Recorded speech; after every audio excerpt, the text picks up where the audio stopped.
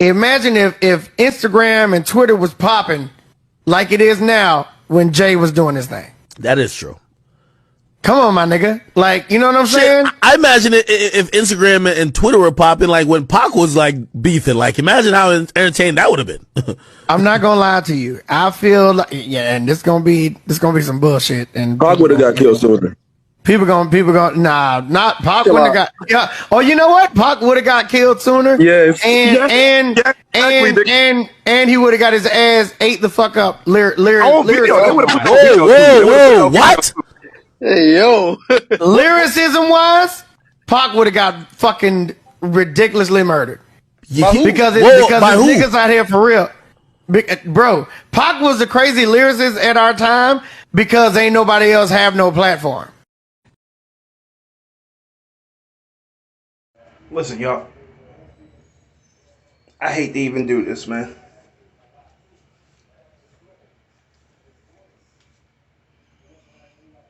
I hate to even do this because I actually love T-Pain's music. This shit got to stop, man. This shit got to stop. The malice and disrespect that y'all have towards men who can't defend themselves, and the shit that y'all say just to try to stay relevant, is sickening. And here's what I do know, for sure. Not that Tupac was the baddest motherfucker in the world, or whatever the case may be. And Tupac is not even my favorite artist. Tupac is top 3 to top 5 for me. Actually, I got a number 2.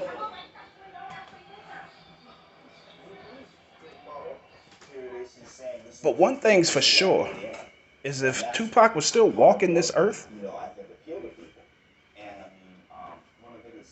you wouldn't have said that.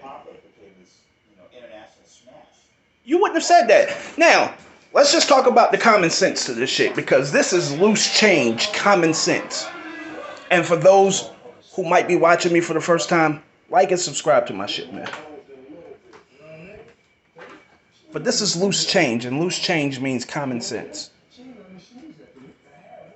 And we need to start gathering some fucking common sense when we get ready to fucking open our mouths like this.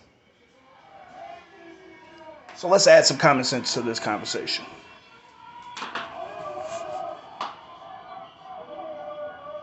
Tupac was out. He passed away in 1996. Reasonable Doubts came out in 1996. Jay was out in 1996. And this is not a comparison from Jay to Tupac. But Tupac had a full-fledged movement and was selling 6 million records of a double disc, my nigga. $24, that's how much it cost when it came out. Down from 29 of a double disc. You buy albums now. First of all, nobody is even, what the fuck are you talking about? They release EPs, my nigga. 6, 7, 8, 9 songs. This nigga had the double album out. And you talking about lyrical. This nigga had a double album out and it was selling 600,000 copies the first day out. Out of the stores, not on the computer. Out of the stores. We had to wait in line the night before it came out. 12 o'clock at night. I'm a teenager. And I was out there day 0 before it came out to get my copy. Because everybody in the fucking world knew that Machiavelli was going to sell out. Everybody in the fucking world knew that. And you was going to have to wait a week or 2 before you got it once it was gone. Everybody knew that. You couldn't just log on and get some fucking digital streams back then.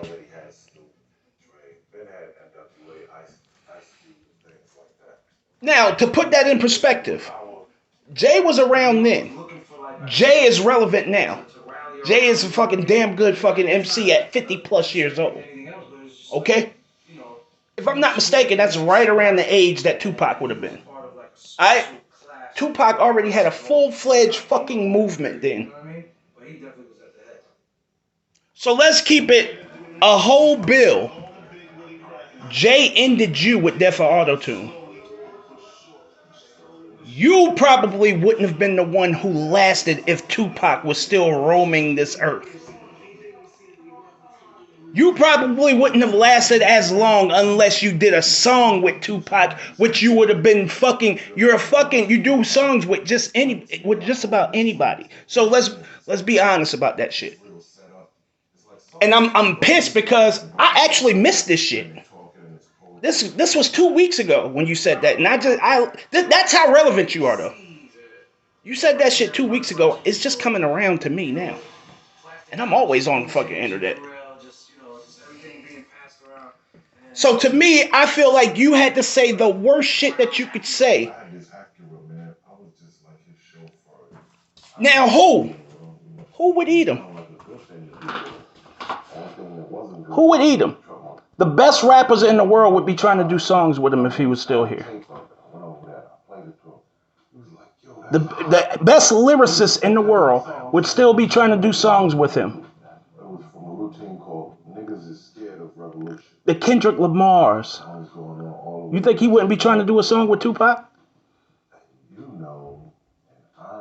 J. Cole. You think he wouldn't be trying to do a song with Tupac?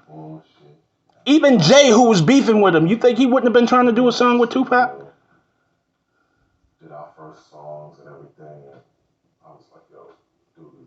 Let's be honest, man. Let's be honest. You can't be in a club and a Tupac song hit right now, 26 years after he died? 26 years. And the club don't go fucking crazy. I was 16 when that came out. I'm fucking 42. And I know just about every fucking word. Still. My daughter's 12. She know Tupac songs. Not because I taught them to her. Come on, bro. Y'all gotta stop with this shit. The malice and disrespect that you have for those that come before you to actually even insinuate that Tupac, one of the greatest to ever do this shit. And he's not here to defend himself. He's not here to whoop your ass.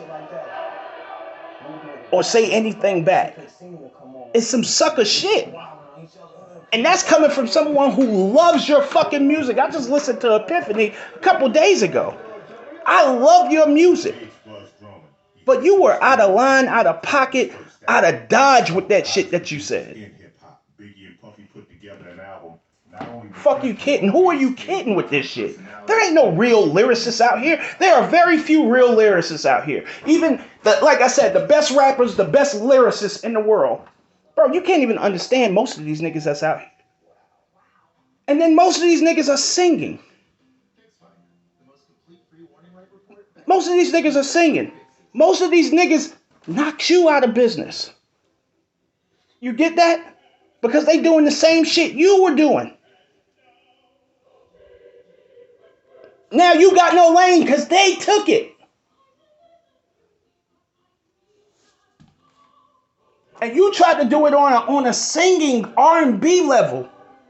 And the rappers came through and stole your shit and took your whole gimmick. And now you have no lane. And you talking about because they killed you, now you think they would kill him? Come on, bro. Come on, bro. Come on, at the end of the day, man. At the end of the day, and I felt the need to just do this and address this because I am a real life, not only hip hop head, I'm a real life R&B head. I'm a real life black people music head. I go all the way back to the 60s with Sam Cooke and all of that shit. That's long before I was even born. It's probably you don't have any respect for your past and where you came from, which is probably the reason that you ended up outside the game because you never found another lane for you to get into. You were white hot. So one thing I do know is you would have been trying to make a song with Pac. As a matter of fact, you may have been trying to do a collaboration song to save your goddamn career, like you tried. I mean, a collaboration album to save your career, like you tried to do with Wayne.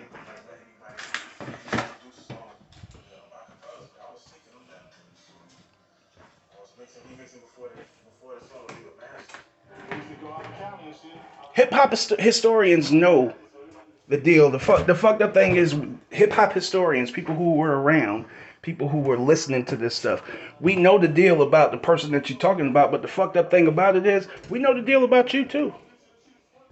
We know the deal about you. You haven't done anything relevant other than win the Masked Singer in the last 10 years.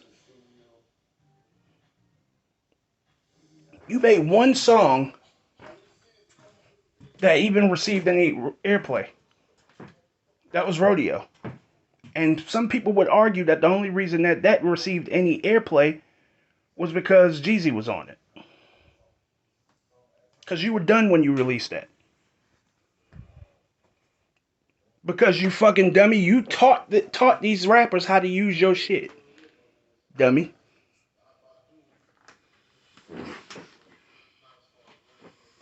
You taught these rappers how to get in your lane and take your shit. So now you respect them so much that you're gonna put them ahead of Tupac? Fuck out of here with that shit.